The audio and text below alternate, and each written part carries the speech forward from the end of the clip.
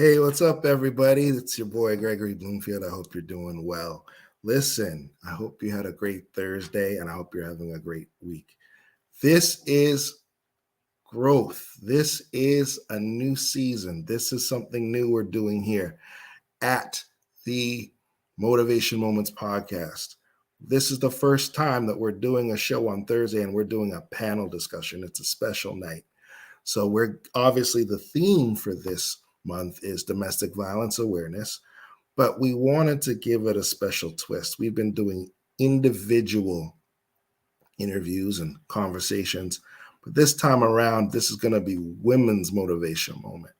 This is going to be a panel of women who you've seen on the show and some that you may not have met. So we're going to be discussing the topic of how to deal with a narcissist. Again, my name is Gregory Bloomfield. Thank you so much for tuning in. If you could do me a great favor, can you like and share, and most importantly, subscribe to this broadcast?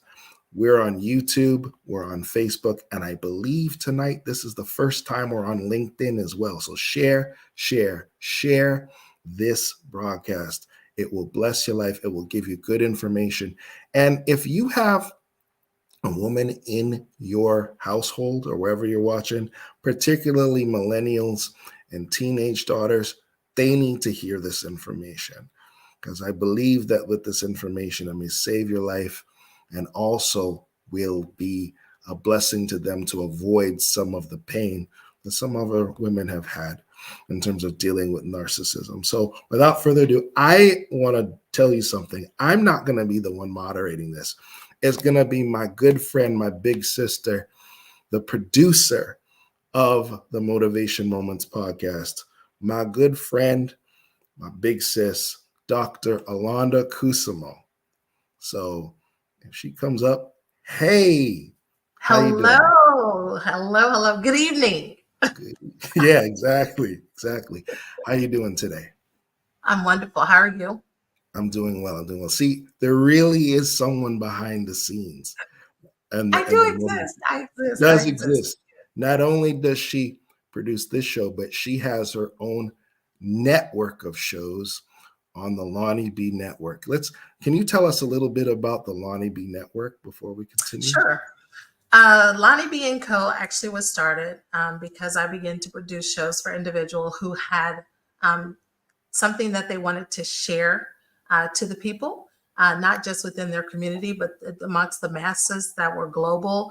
And so from that, and all of the individuals that I work with, they have something to inspire, to empower, to engage, and to also share with individuals the goodness of what the actor of life could be, or how they've overcome, or how the trajectory of their life was changed. So that's a little bit about Lonnie B & Co. Right now, we currently have 5 shows. One new person will be starting on the 23rd, adding to the family. So I'm really, really excited about it. And there's always opportunity. And what I do is I bring your vision to reality, and I give it to you the way God inspired you. And so I just bring it to life for you. Awesome. That's me. And let me tell you something. She does amazing work. She pushes me. She slaps me around. No, I'm kidding. But in love, she's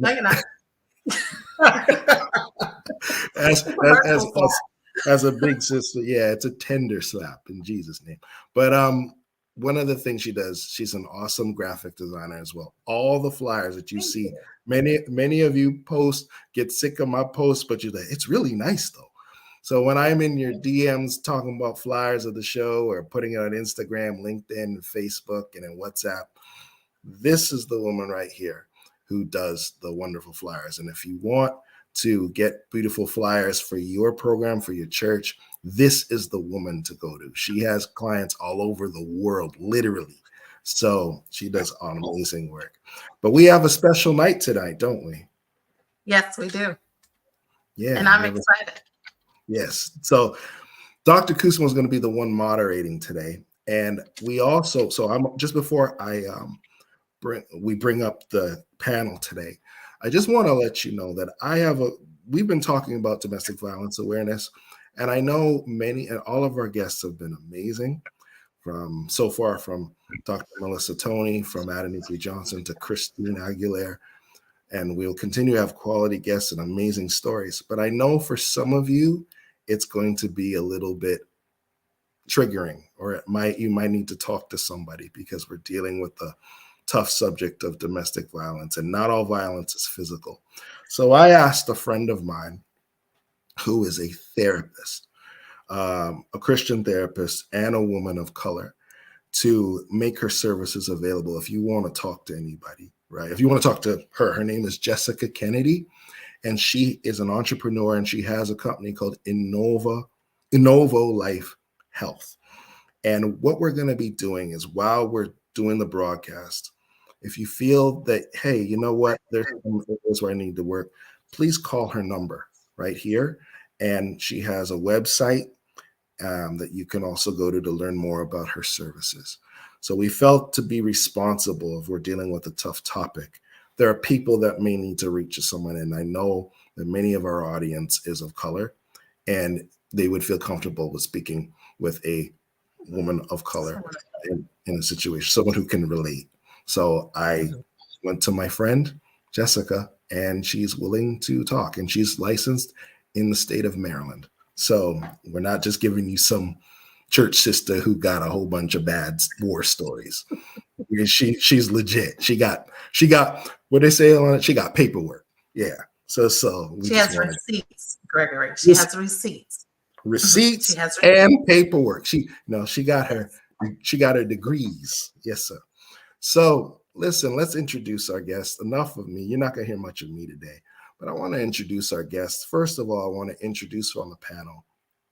She blessed us, Dr. Melissa Tony. So we'll pull them up one by one. So Dr. Melissa Tony. Amen. Good evening. Good Good evening. Good evening. evening. All right. And then we're going to pull up, we'll see her in a moment. We'll have Adenike Johnson, my friend of many years. Hey, we stay young forever. Ain't that right, Adenike? Yes, sir. Uh-huh. And if you know anything about the Lonnie B Network, we have a show called Dear Life After. We have the host of that show, Miss Roslyn. How you doing? I'm wonderful. How are you this evening? I'm doing well. I'm doing well. Last but not least, I talked to you about a book, Breaking the Silence. You see that name right on the bottom, Dr. Paulette Harper. You turn, you see my big head right there, but the name on the book is Dr. Paulette Harper. We have her in the house. Good evening, Dr. Paulette. All right. So let us begin by getting me out of here. So I'm going to go backstage, and I'm going to let Dr. A'londa take over. So I'll be listening. Thank you, Gregory. Good evening, everyone. Good evening. Welcome to Motivation Moments, the women's version. Tonight we are talking about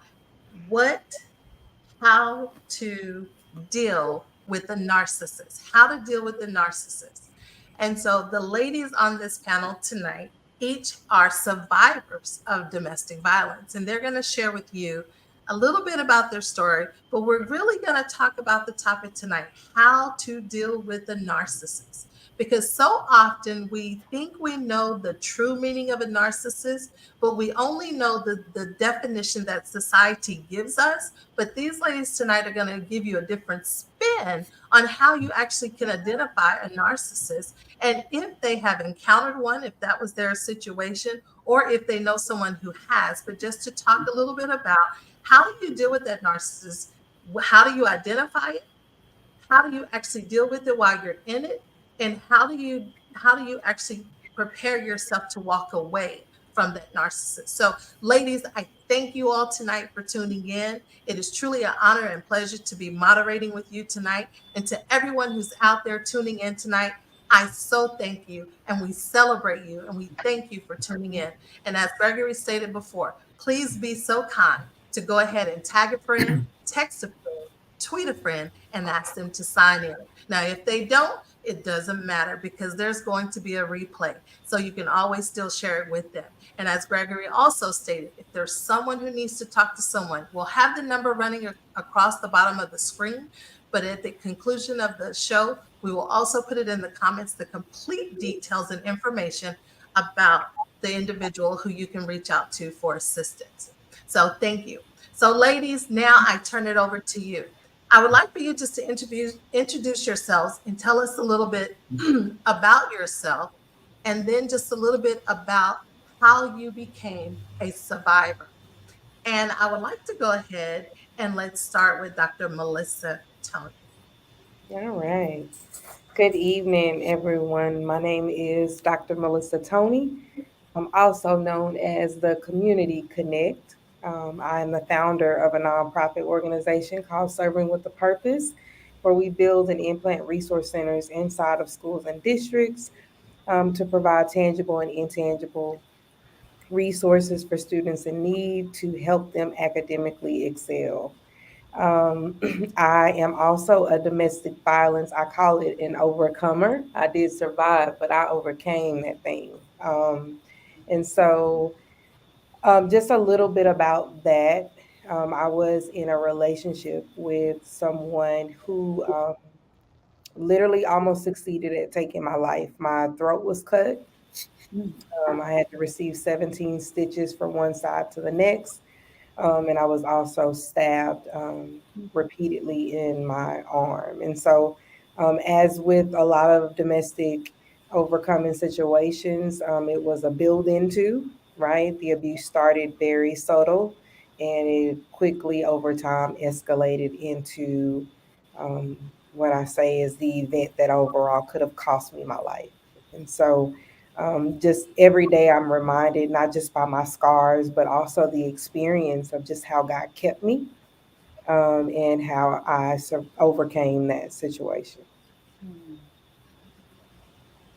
Thank you, Dr. Tony. I can tell you this. Well, your scars are definitely beautiful to us. So Thank thank you so you. much for sharing. Um, Miss Adenike. Hi, well, good night, good night. Um, just a little bit about myself. I have vocal cord dysfunction, which I developed when I got COVID in 2020. It's unfortunately a somewhat permanent condition. But regarding domestic violence, um, in my early years, I was raped by a close friend who I went to church with, and that spiraled into um, personalities of how I chose my first marriage and how I treated my children while they were growing up.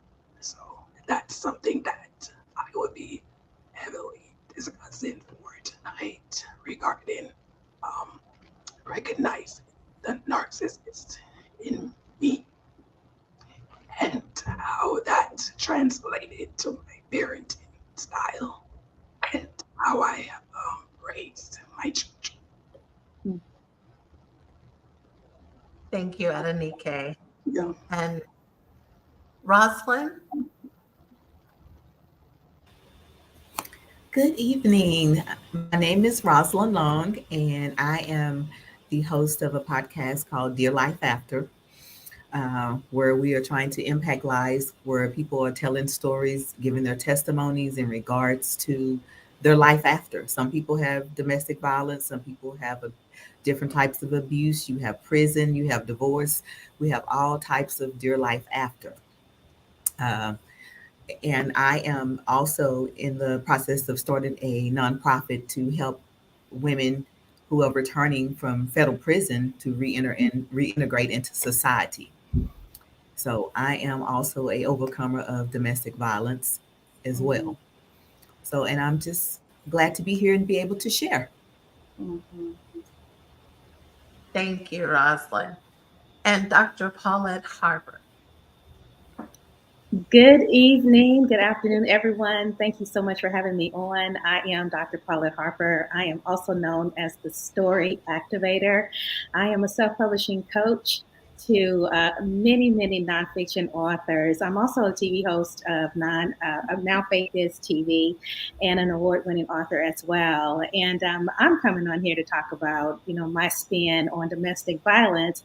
But when it comes to narcissism, it is relating to someone who was, or still is actually, a close, someone that I really loved. Still love them, but still have to deal with their disorders. Mm-hmm. Thank you, Dr. Harper. Perfect segue. You said something that was really interesting is that you still love them, but you had to deal with their narcissistic ways, right? So, actually, because you actually ended with that, I would like to ask you a question. How would you define a narcissist? Well, it took me a while to even realize that this person had personality disorder. I thought it was, something else. Just based on the behavior of this individual, very selfish and self-centered, someone who was very extremely manipulative, um, always wanted to have their way, and then also wanted to be the have all the attention given to them. And so being that they were very controlling but very slick about it, sly about it, and so having to deal with somebody who you had to learn that was dealing with personality disorder was a learning process for me, but it was something that I needed to deal with. So, would you say that the personality disorder defines the narcissism in the individual, or what was the identifier for you? You know what? What the identifier for me was the fact of their constant behavior change. Because they were very manipulative, I knew that there was moments where, and I had to realize this, that they were just pretending to love me just to get what they wanted out of me. And so coming from that angle, and then realizing that this individual only loves themselves, and their capacity to love someone else is very little, if any, because they're so self-centered and focused on what can I get out of this relationship that's going to benefit me. And if I can't get anything out of it, then I really don't need them in my life. Ladies, would you say that that's true in your instances as well? I would say so. I do want to piggyback off of something that that you said repeatedly. I think that we live in a time where there's this wave that people ride with, kind of labeling disorders, right? Um, Narcissistic, I've heard that so loosely done. I'm literally like a probably going to be a student forever, but I'm also currently in the process of getting a master's in professional counseling. And so I went through I've taken an addiction counseling class. I've taken quite a few different classes that talk to personality disorders. And so a lot of the times you have to be very careful with trying to use clinical jargon, because actually narcissistic personality disorder is really a thing, right? It's not just a person is manipulative, and sometimes people can show characteristics of other personality disorders that is not necessarily narcissistic. I totally agree with Dr. Harper in regards to some of the manipulation that shows up. Love bombing is also a huge one. When someone comes off really strong in the beginning, portraying the relationship to be very strong and very forthcoming, and you've barely even known this person like a week. Those are also some flags that can be thrown, because typically narcissists, they have to have things perceived a certain way in order to make themselves feel better. Um, self-esteem is pretty low. So in order for them to make themselves feel high, they have to always perceive things to be a certain way. And so I just I want to point that out because like people loosely use that word all the time. um, I was joking with my daughter because like now the new wave of personalities is like zesty. You know, they're calling men zesty. Like this is the zesty area. So it's every now and then like it'll change. So I Yeah. always like to put that out when you are talking about narcissism. You definitely want to make sure that you factor in clinician conversation when you're trying to diagnose someone's personality when it comes to being narcissistic, because some of that stuff can also blend. And just to kind of add this one thing, and I'll let the next person talk. Narcissistic personality is also sometimes tied to other types of things like substance abuse, alcohol abuse. So you always look for things like that too when you start trying to really diagnose somebody who is narcissistic. It's not always just a one dimensional thing. Thank you. Wow, it's interesting you said it's not a one-dimensional, that there's levels to it, right? And Mhm. so, Rosalind, what would you say in regards to what has been shared about narcissistic behaviors? For me, I think more in the lines of one of the characteristics for is manipulation, uh, is what I had more experience with, because they want to mask, they want to be the center of attention, they want to control the situation and things of that nature. And so that was the key factor or the flag for me, having that characteristic, because that's a big issue, because like I say, the manipulation is very subtle. So it might take you a while to kind of catch on to, oh, wait a minute. But that's my experience with it. Mhm. Thank you. And Adenike? Well, speaking regarding parenting styles, I found that over the years, because of the traumas I experienced growing up, I transferred a lot of these negative mindsets in my parenting style. For example,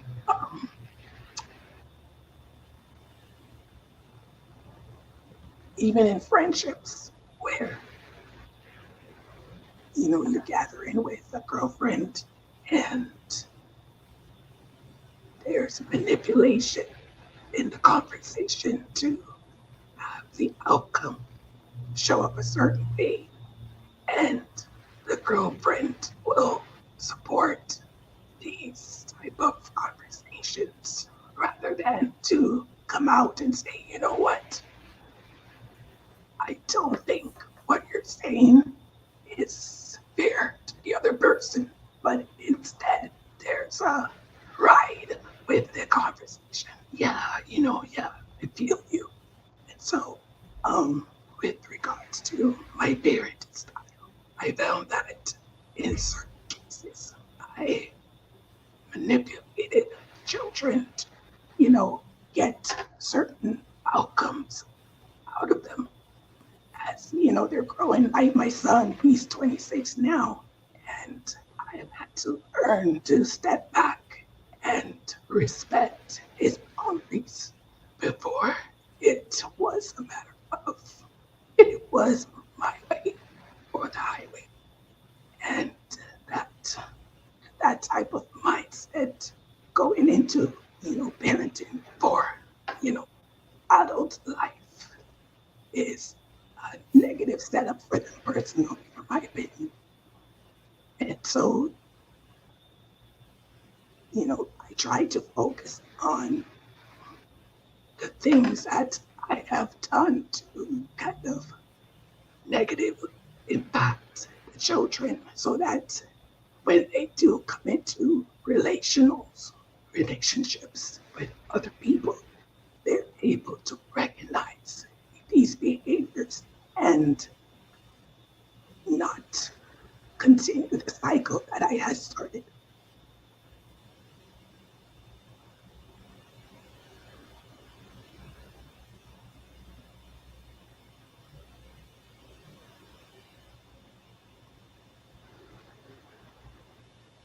A'londa, I think you're on mute. I am, y'all. I'm so used to being behind the scenes. I'm sorry. Adenike, that's right. And I actually heard you before in your interview. And one of the things you said was that you had to make sure that your kids didn't gravitate to that same behavior from your abuser.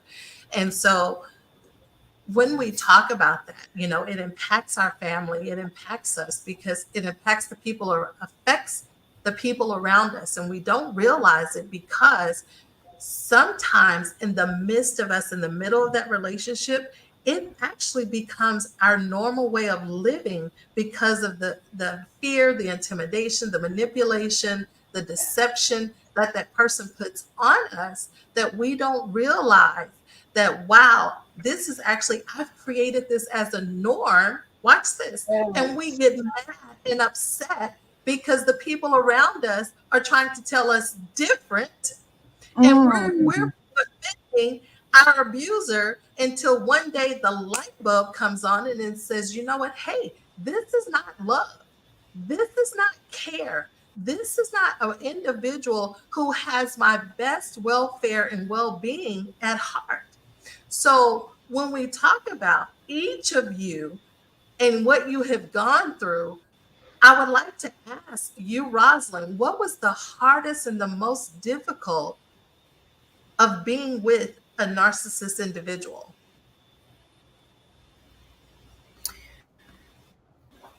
Well, when I think about the manipulation part, this is what made it hard for me because you're trying to manipulate me in regards to uh, my family situation.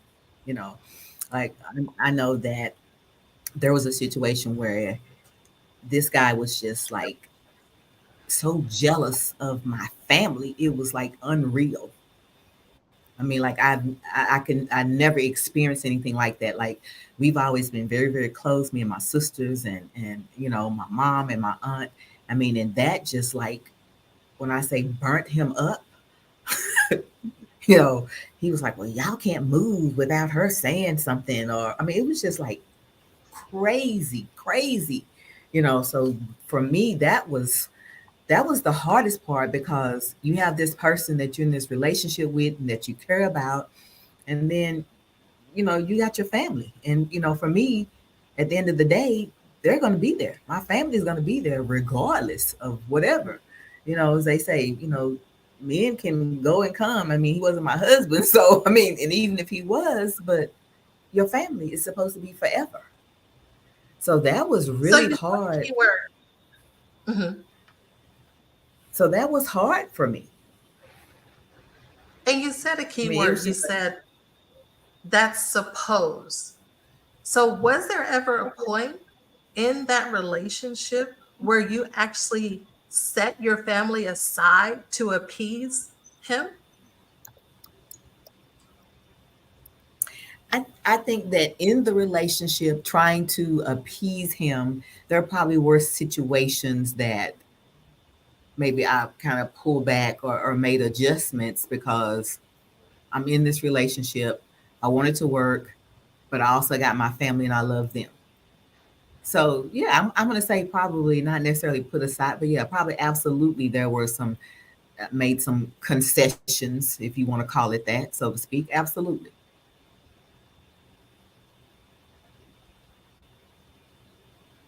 You're on mute again. You're on. Okay, sorry.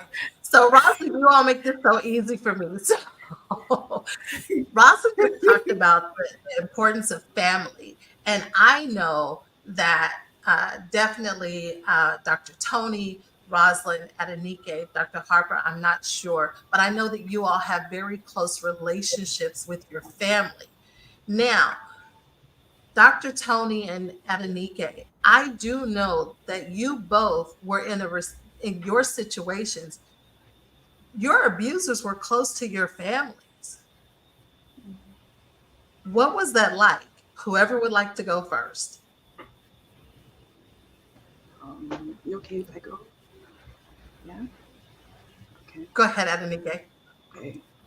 Now, Dr. Kusimo, I had to go to therapy, okay? And part of that, I learned that there's a patriarchal mindset in my family. We come from struggle. We moved from Jamaica to Canada as immigrants. And the mindset that I had was, shh, take it, bear through. And so as I grow up in Canada with this mindset, you tend to have a high tolerance for people who are very abusive, even within your family. And because some family members help you,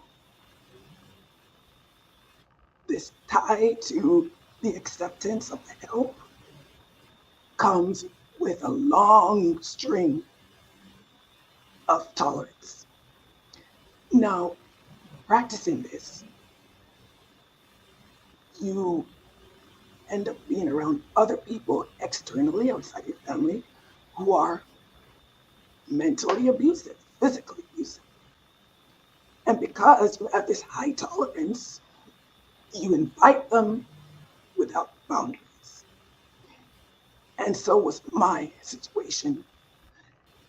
When I got raped, it was a family friend. It was a close friend at church and trusted.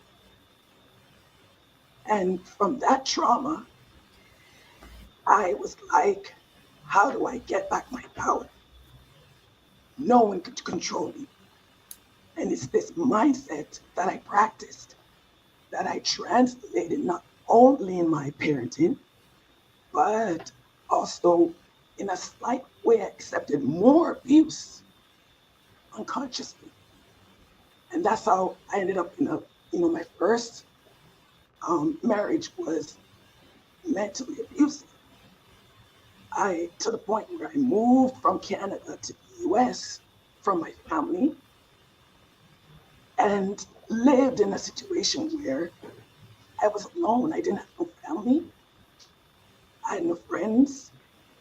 It was just me, him, and the children.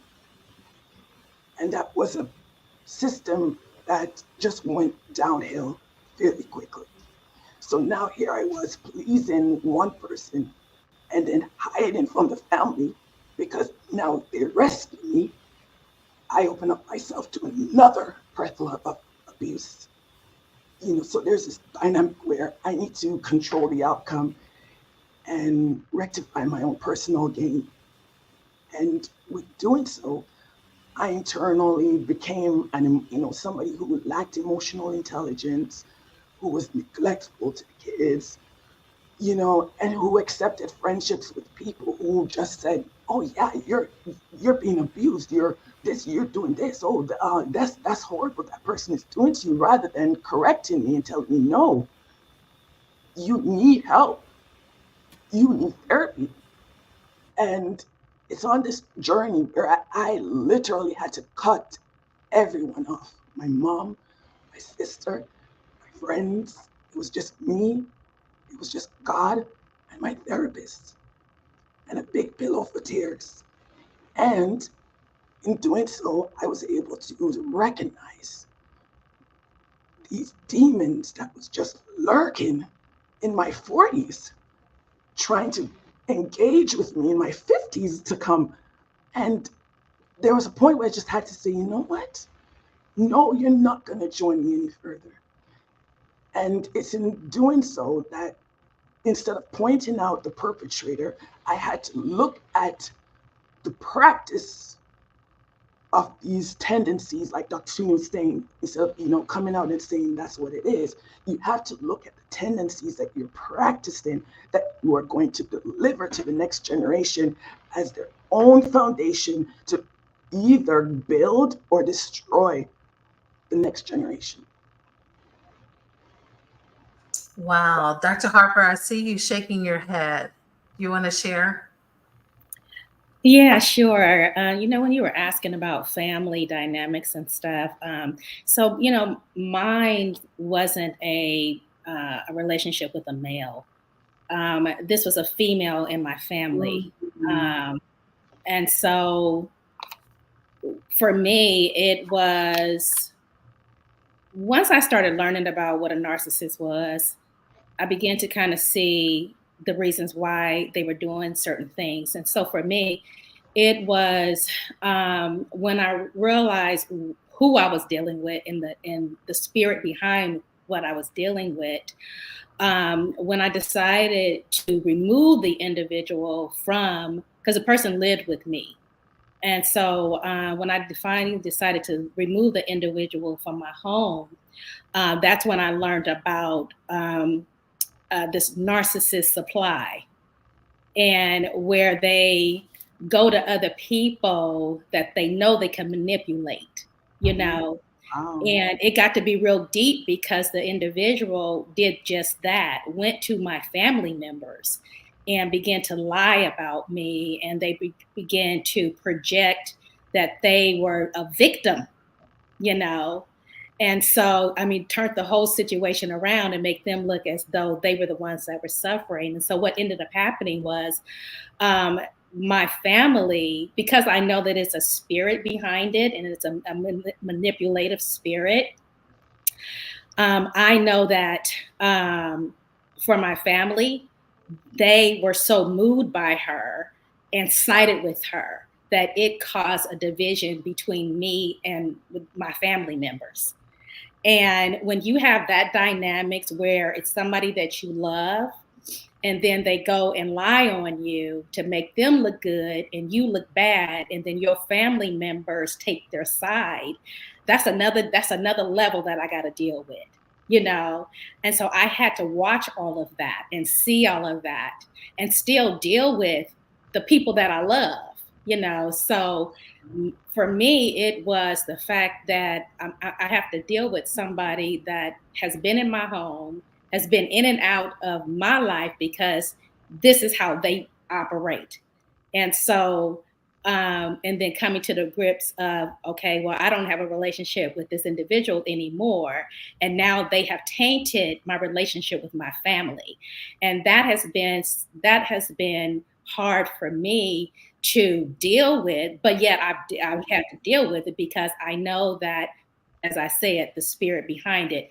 And I have to take a different approach when it comes to the spiritual side of it, that I know that my wrestle is not against flesh and blood, but it's against principalities and powers.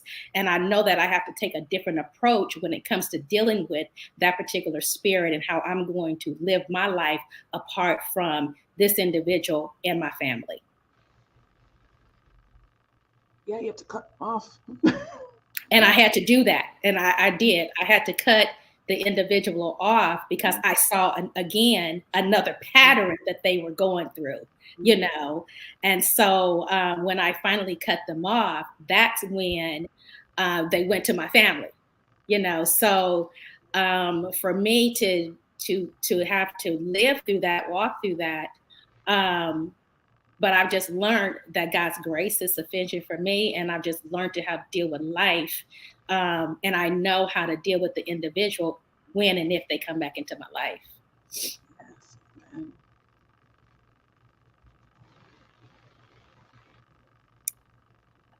Did we lose our host? I think we lost her and Melissa, it looks like, right? Okay. There she go. This network, when there is something to be said that actually speaks against the enemy, he just will do whatever he wants to do. But you know what? If I lose myself again, y'all just keep going, because I'm telling you, nobody can see. here's the key. As long as we were talking about men being narcissists, it was fine, right? Because here's the reality. That's common. Like Dr. Tony said, we've taken it and we use it so loosely. But when we start touching on the core that Dr. Harper was talking about, that when you have to deal with a family member that's a narcissist, now that's a whole different conversation, because now we're not just only talking about I love you, you love me, we're intimate, we're married, we're engaged, we're this. Now we're talking about someone that you have the same blood running through your veins, running through you have the same family members, and you're having to deal with the narcissistic behavior. And like Dr. Harper said, she had to take the low road.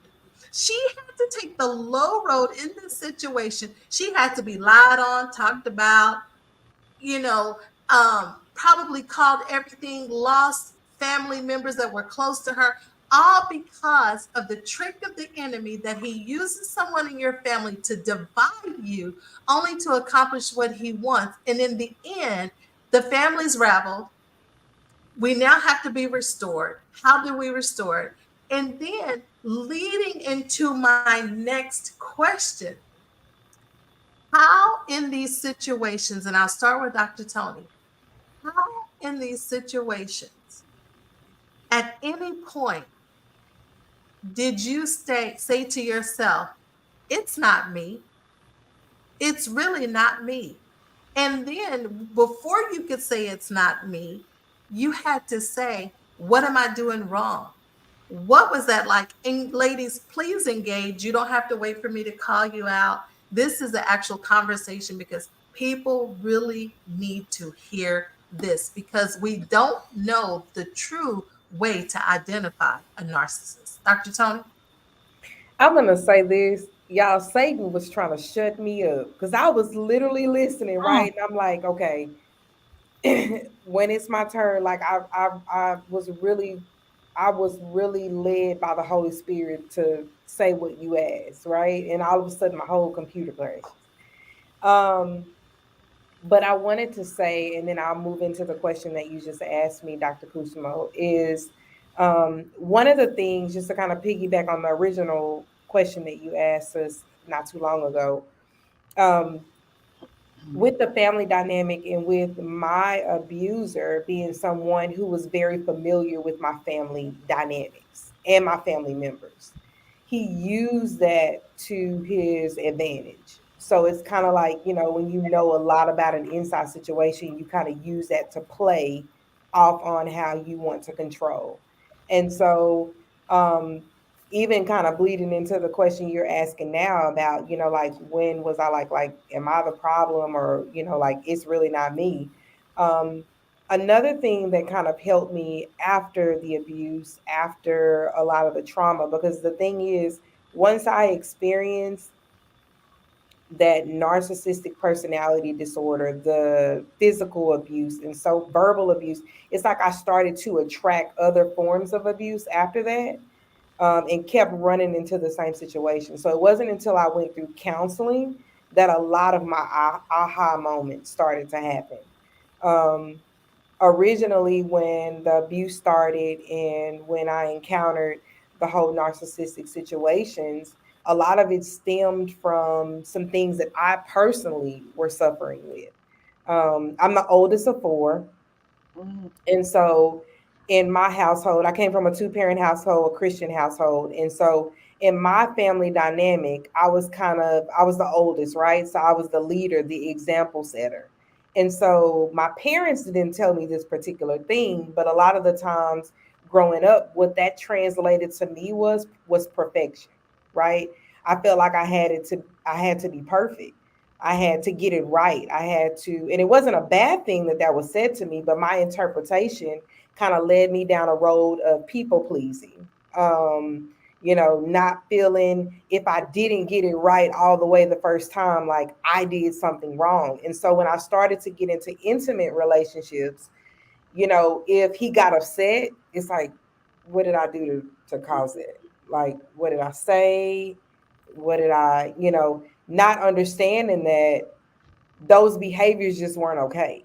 And it wasn't until I did suffer from the physical abuse that I had never encountered ever. I've never seen my dad hit my mom, never saw my dad even so much as really raise his voice to my mom. That I started to sit back and I'm like, wait a minute, something in this situation is not right, right? I should never be slapped because my response to you is not what you want to hear. I should never be punched because my response, or verbally degraded because I said something that you didn't want. So I think after that went on for so long, I couldn't really put a name to like all of that I just explained. That was kind of discovered through therapy, which I would encourage anybody, not just for just things you've been subjected to, but also just kind of coming to understand a lot of the ways that we think and stuff that we do that sometimes stems from our childhood. We just haven't connected the dots. Um, but it wasn't until I kind of went through that whole transition that I could actually put a name and a thing to what I knew was not okay.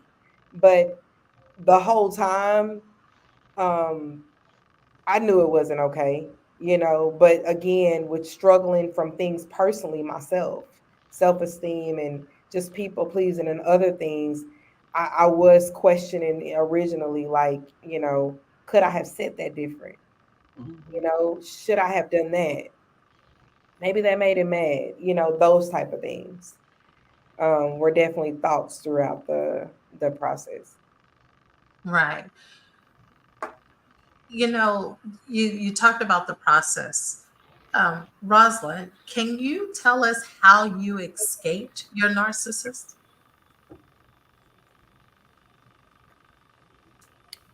I just left. I mean, What? it was no thinking to it. I mean, there was no thinking to it or anything of that nature, whatsoever. It was just a matter of, okay, well, it's time for this to be over with. So But it was that easy? pretty much that's just how that. Well, I think it was that easy for the simple fact that I was at the point of, this is enough. Like, this is my, I'm at my breaking point. So I'm just going to leave, so to speak. You know, um, I can no longer endure this. Okay, so there was a situation because I've had two narcissists. So we'll talk about one Wow. of them. So I was in a situation. Yeah. So I was in a situation where we had a disagreement, and so in that disagreement per se, it was just a matter of uh, the tension was high. So when the tension was high, it was just a matter of, okay, so I have to do something different at this point. So when I decided to do something different at that point, then that's when I just decided, hey, this is it. Wow. It was a matter, I did have to call family members over, because I didn't want it to be a volatile situation, for Mhm. me per se. And at the time, it was even a little different because I've had some other things going in my life that I didn't want it to affect. So I've had a past with um, the law, so to speak. So I knew that this particular person would use that against me, and that's exactly what happened. So that's why I had to call family members over and make sure things didn't go ugly, anything like that. So it was like, hey, it's time to go. I mean, so I left at that time with whatever I could take with me and just left. So, to the other ladies, how would you say, or what would you say to someone who's in a situation, they're living with a narcissist? Mm. What would you say to that individual because they've had enough, but because of the manipulation because of the deception. Let me say this, that manipulation can be nobody else will want you. You used up damaged goods. You're fat. You got X amount of kids. Nobody's going to want you. So you might as well stay here because I'm the best thing that you can have. What would you say to that individual who's in that situation? How do they escape the narcissist?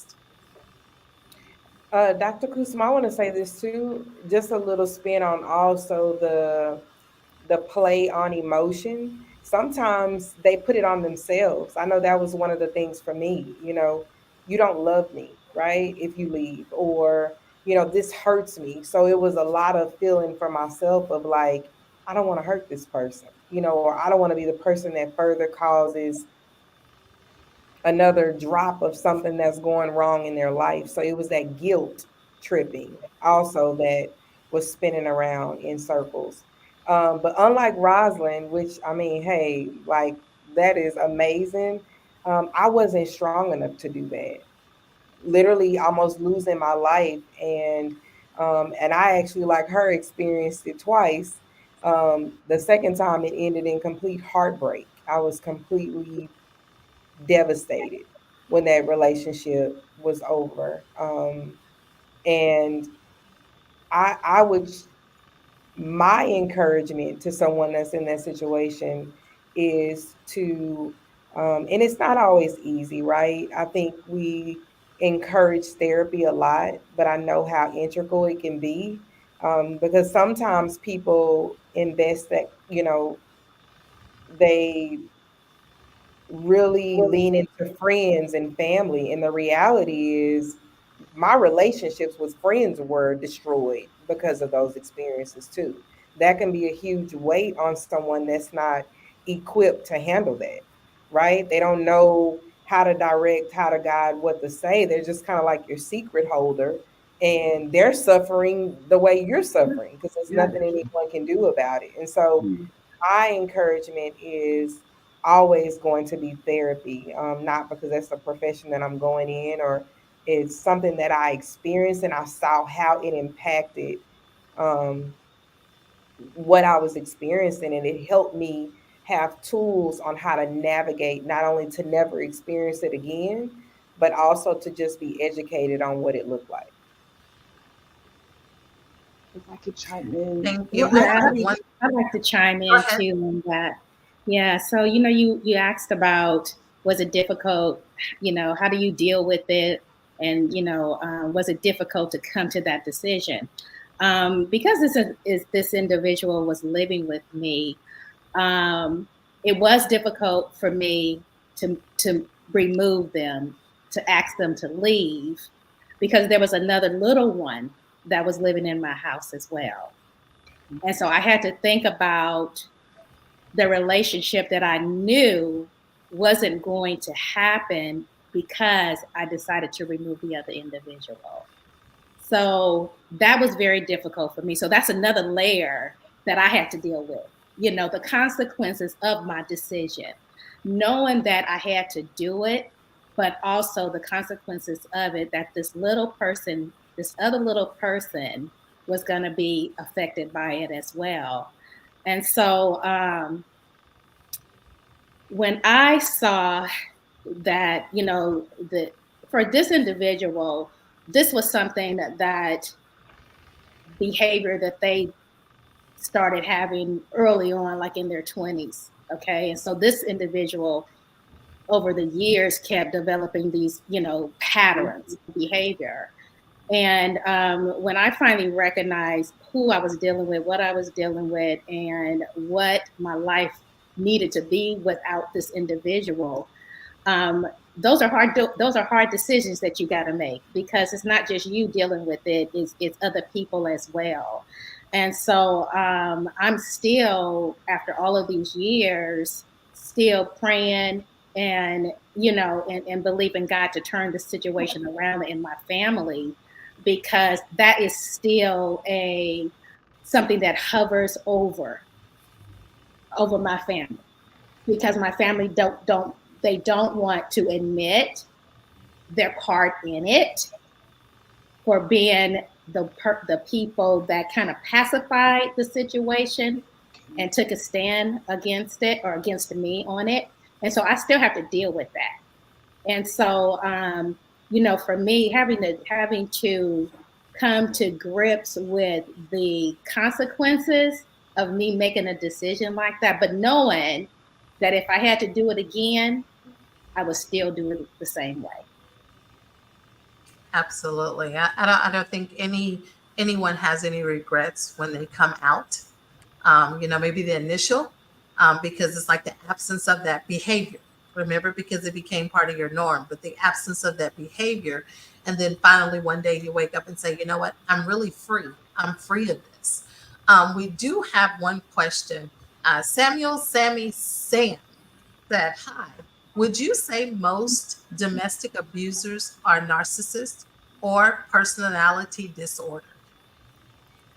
Now, Adenike, would you take I'm her? not a doctor, Oh, but I would definitely say that there's going to be a mixture,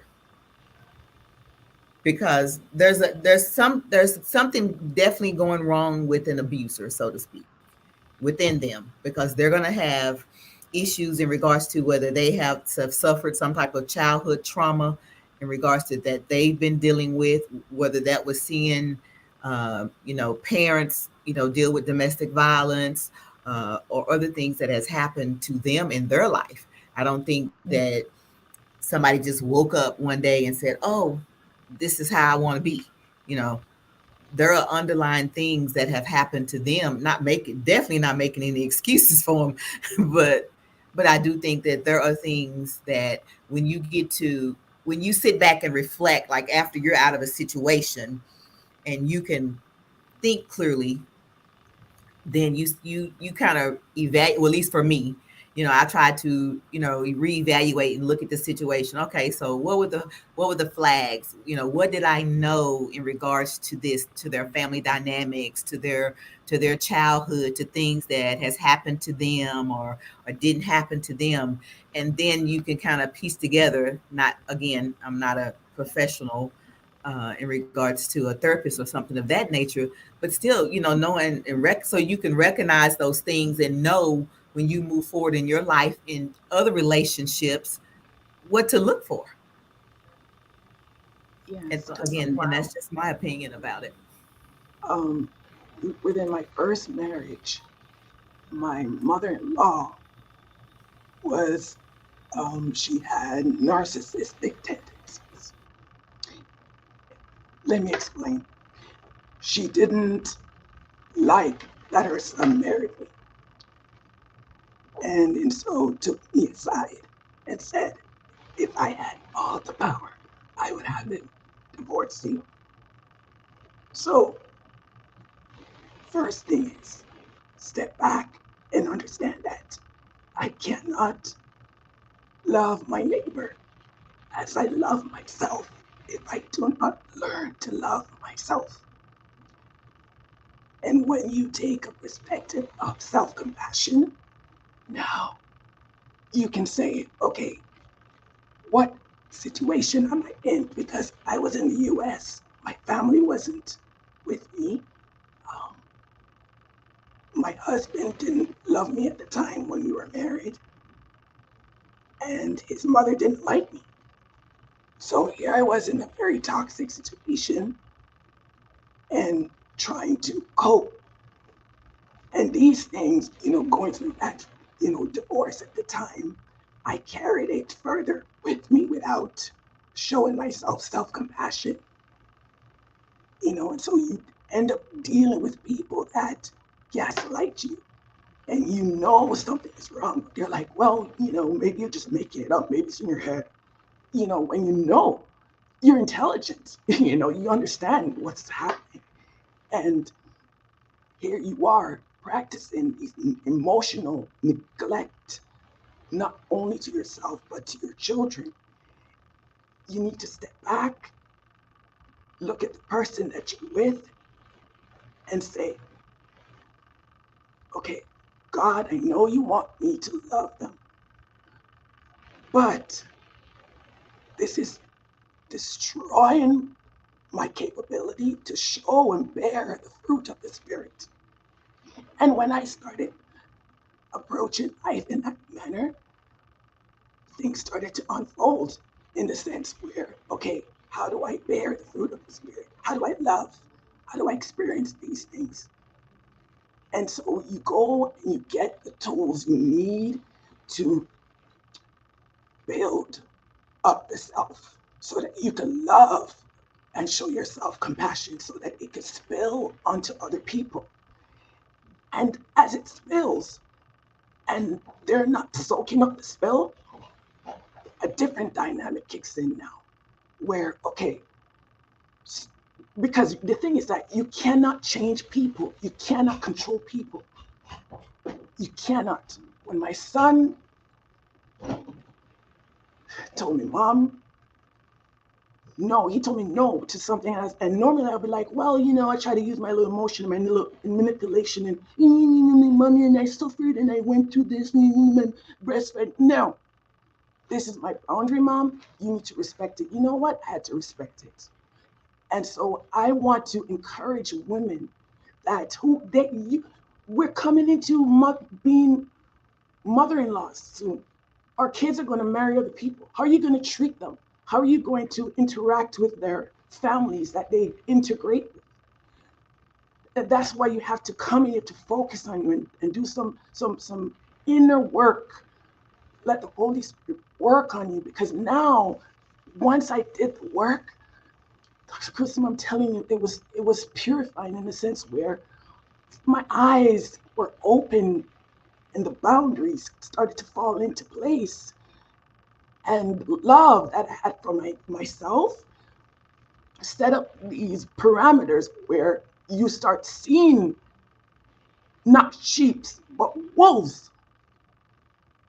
The wolves coming at you.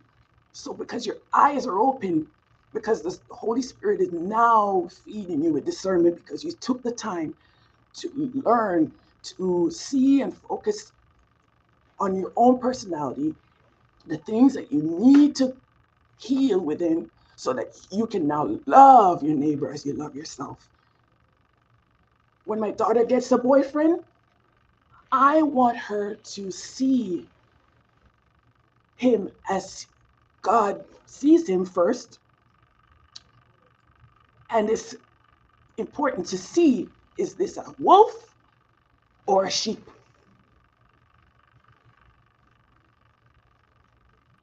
Now, if he's a sheep and she's been a wolf, she can call herself out. She's not going to be like, oh, like the new age thinking where, oh, I'm bad and bougie. No, I don't want it to be that way, because now she has to raise a family. She has to take care of the extent of her generation to come. And so in doing so, I encourage people to step back, consider therapy, and spend time with God. Let him work on you. And when I cut my family off, it wasn't to be mean, Dr. Harper. It wasn't to be mean, and I know exactly where you're coming from, because I had a family member that was just so toxic. But in separating myself from the cultural mindset, the church mindset, and my very own mindset, I was able to see the mindset that God wanted me to have, so that I can actually love myself unconditionally and show this to other people with boundaries that are healthy. Right. No, you And can't.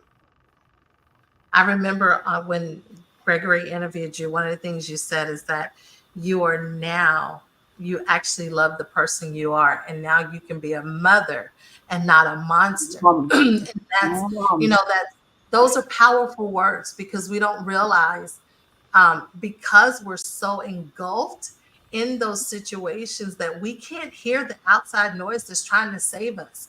We can't hear the individual saying, hey, you deserve better. I look at each of you individually, and you're not ugly. You're smart, you're beautiful, you're intelligent.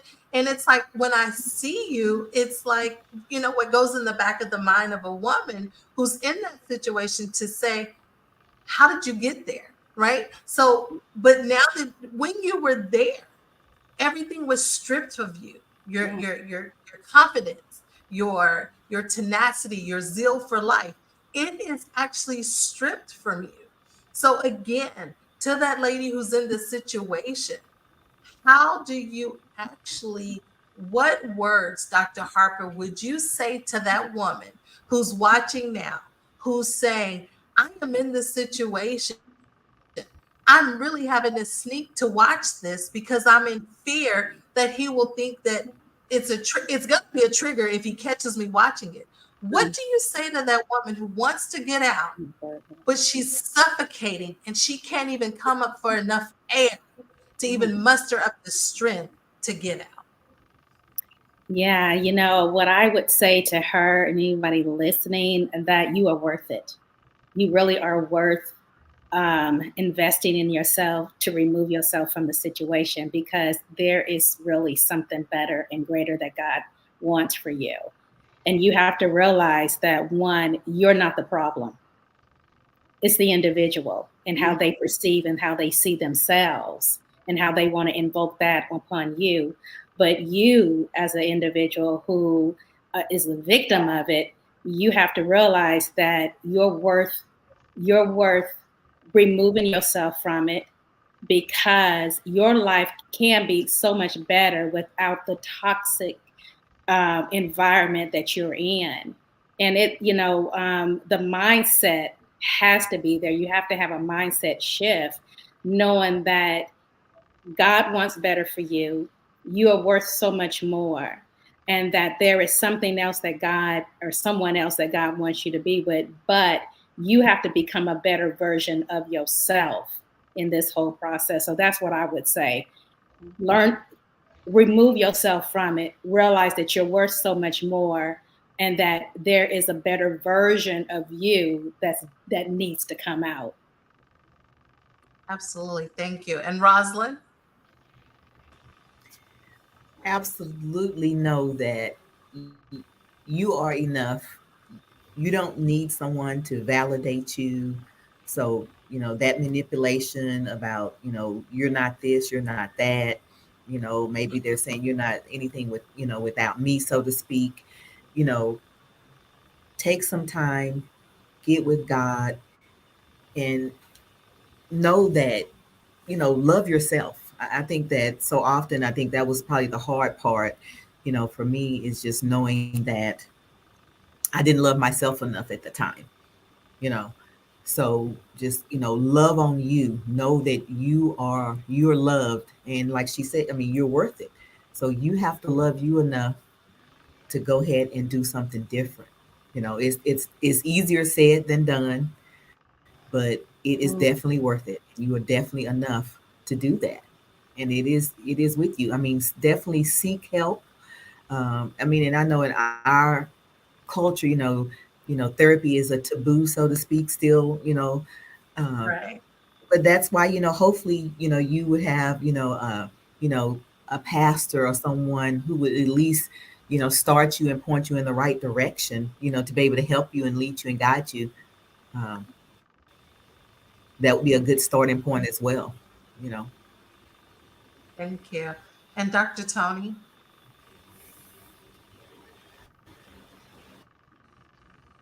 I totally high five these beautiful ladies on everything that they said. I think they summed it up beautifully, and wrapped it up completely, in regards to just understanding and knowing your self worth first, right? Leaning into, of course, the clinical piece of therapy, because that is what helps give you the tools. Sometimes it's hard to see what other people see when you're in situations like that. And so it does sometimes take for someone to walk alongside of you that can help give you the tools that you need. One of the biggest things I also want to add is give yourself grace. I remember when I was going through the situation that I was going through, and I would either get encouragement from someone or, listen like someone is doing today to overcomers. The road looks so far away. It's like I don't even know how to get from where I am to where I want to be, right?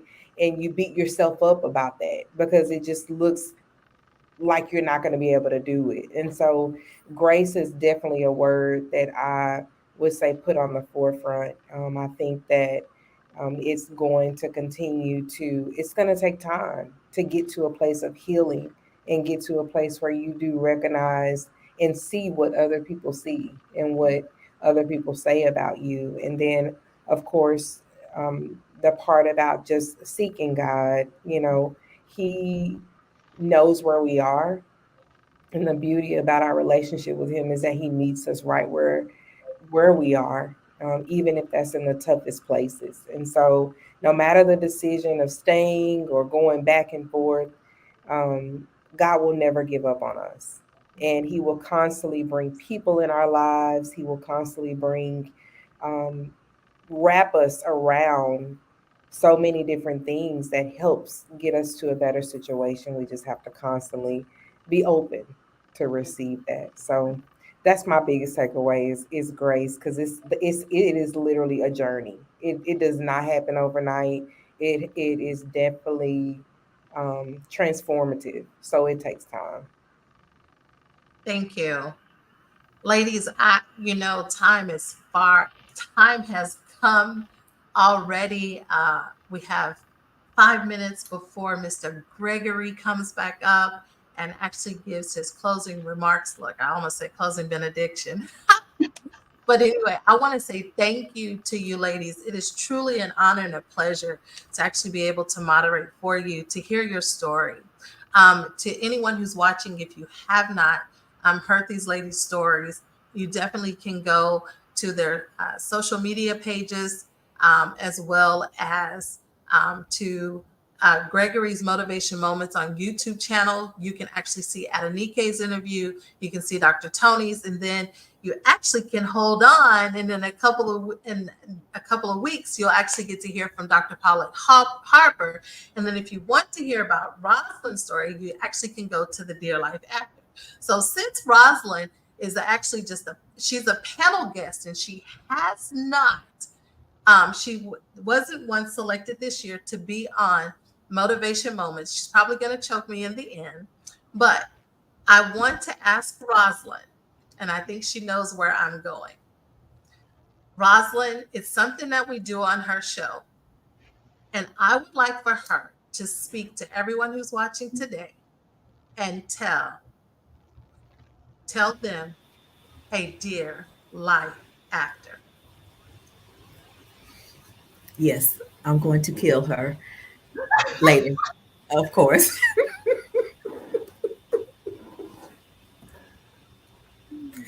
But it's okay. Dear life after, I never thought I'd see you. Dear life after, through the pain, the abuse, I longed for you. Dear life after, through the sleepless nights, the hits, the punches, the slaps, I longed for you. Dear life after, there would not be a before if there was not an after. Dear life after, oh, I wish for everyone that's had to endure that they come to know you. Dear life after, thank you for the grace. Dear life after, thank you for the love. Dear life after, thank you because you are, I am.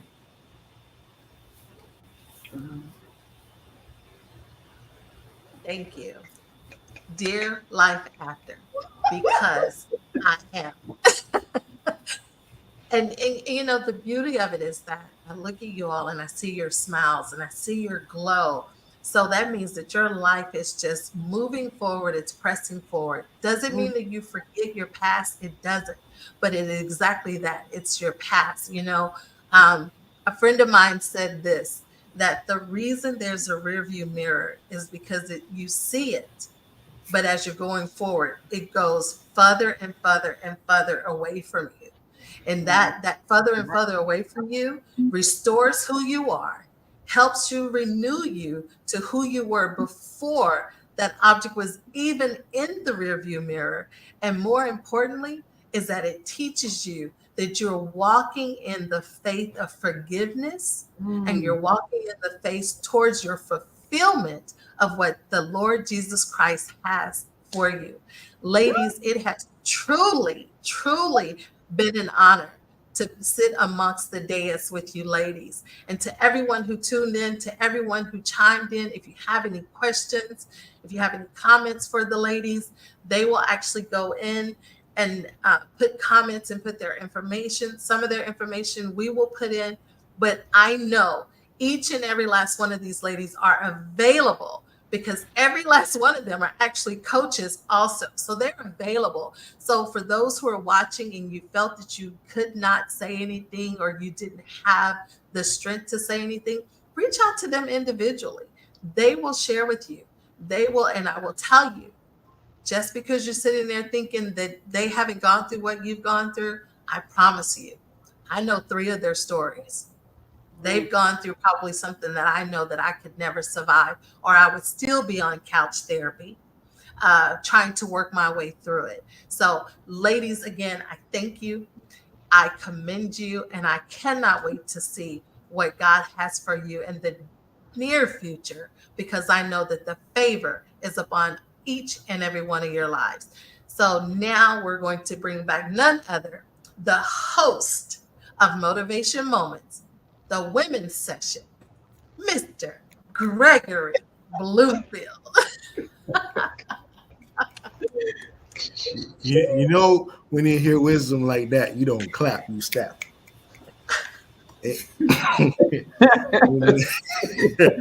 Amen. You know, thank you so. I nigga stop laughing at me so much. She can laugh like that because I've known her for like 30 years. Hey, that was wonderful. Hey, were you all blessed? If you were blessed in YouTube and Facebook and LinkedIn, just put like I'm blessed in the chat. It was really good information. And can we give a really good, I was going to say, I'm a church boy. I said, can you give a hearty amen? Can you just put a clap or a heart or whatever in the chat for Dr. Kusimo, who did an amazing job moderating. I felt like we switched roles as I'm behind the scenes making comments and all that type of stuff. And it's good to. You did pay back, but that's okay. No. The debt isn't paid yet. We got one. We're going to do this again. This was very successful. I thank each and everyone, to Rosalind, to Adenike, to Dr. Melissa, Dr. Paulette, and of course, to Dr. A'londa. Thank you so much. And all of you for tuning in. I just want to give some final remarks. One of the things that I've learned with any relationships, when you're making any major choices in your life, and especially those who have gone through abuse or gone through very terrible situations, whether it's a marriage, whether it's a dating situation, or even a friendship, I'm going to say this again in future shows. There are 5 things you need to do. First thing you need to do is pray for wisdom. The second thing you need to do is ask yourself this question: what is my emotional state with this friend or this loved one or this spouse? The third thing is, can I get the quality of life that God has ordained for me being with this person? Right? I'm not talking about money. I'm talking about peace. I'm talking about feeling your love. That's point number 3. Point number 4 is get around some God-fearing people who love you and will tell you the truth and want to see you saved. They will tell you the truth about yourself in that situation and give you godly advice.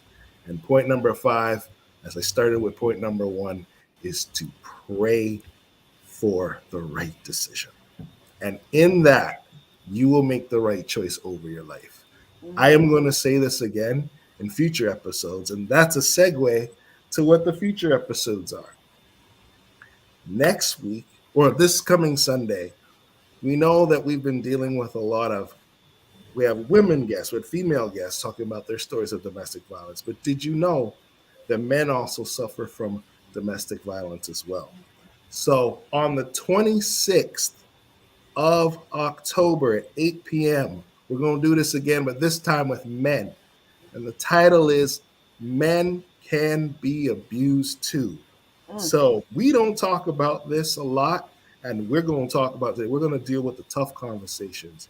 So my guests will be Chris Davis, an ex-NFL player. We're going to have an in-depth solo interview with him this coming Sunday. He's going to be our guest this coming Sunday. But he's going to be a part of our panel. He's going to tell his story of domestic abuse. We also have my good friends as well. Craig Campbell, who is, I've known probably longer than Adenike. He's my best friend. We're going to be talking on the stage. And also we're going to have my boy Donald Morton from the Reman Project out of Atlanta. He's going to be a part of the conversation. And we can't forget Corey Hughes. He always brings the jewels. He always brings the wisdom. He's going to be talking as well. So it's going to be the men talking. You need to invite every man to learn about the situation so we can have honest dialogue about men that have been abused, and we can tackle this domestic violence thing head on. I want to thank you all for joining. And also, if you saw the phone number below, if you want to talk to someone about your situation, you can talk to my friend Jessica Kennedy. She's based out of Maryland. She's licensed out of Maryland and Virginia.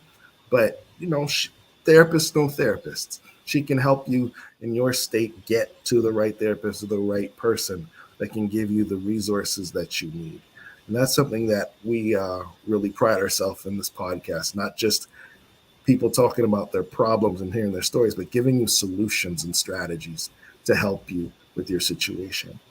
If you were blessed this evening, would you prayerfully consider donating to this ministry through Cash App? That's my Cash App right there. And I also have a PayPal. So if you want to give $5, $10, $15, $20, $2, I don't care. I don't have a suit, the Lord didn't tell me to get a number. So I'm just going to say, give what your heart desires. So that way we can continue this ministry. I thank you so much for being a part of this. This will not be the last panel discussion. I hope you enjoyed it as much as I did.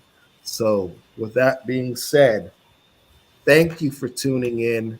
And remember the tagline, be encouraged, be inspired, and be motivated. This is the Motivation Moment Podcast with your boy, Gregory Bloomfield, and my friends. All right. Have a good night, everyone. Thank you. Good night. Good night. Thank you. Good night.